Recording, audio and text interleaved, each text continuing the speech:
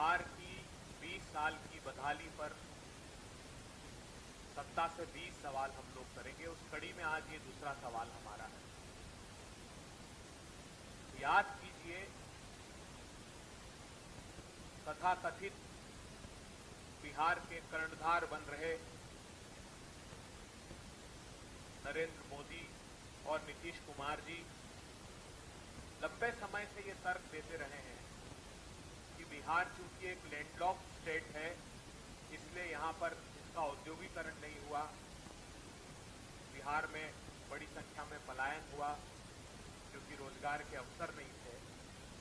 तो बिहार की जो बैकबोन है, बिहार की जो रीढ़ की हड्डी है, वो इसकी एग्रेरियन इकोनॉमी है, वो इसका कृषि का क्षेत्र है, वो इसकी कृषि पर निर्भरता है। इस देश के और बिहार के भाग्य विधाता अन्नदाता किसानों ने अपनी पूरी दृढ़ इच्छा शक्ति के साथ काम करके समूचे भारतवर्ष और बिहार का पेट भरने का काम किया, मगर दंभी, अहंकारी और इस निष्ठुर सरकार ने उसकी पीठ पर लाठियां और पेट पर लात मारी। याद कीजिए, जब कृषि के क्रूर काले कानून लाए गए तो मोदी सरकार, भारतीय जनता पार्टी किसानों को आतंकवादी, खालिस्तानी, पाकिस्तानी बताती थी। और ये नीतीश सरकार ये बिहार के किसानों को हत्यारा बताती है।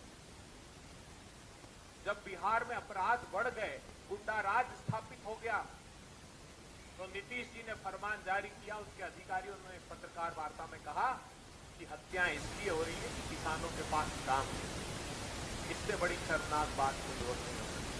अब समूचा देश और बिहार में यह अनुकूल सुनाई दे रही है कि किसान विरोधी नीतीश और मोदी। हम सिलसिलेवार जो तथ्य आपके सम्मुख रखेंगे, उससे इस बात की पुष्टि होगी कि कैसे नीतीश और मोदी सरकार किसान विरोधी सरकार है। अभी कुछ दिन, 2-3 दिन पहले मोदी सरकार ने रबी फसलों के समर्थन मूल्य की घोषणा की।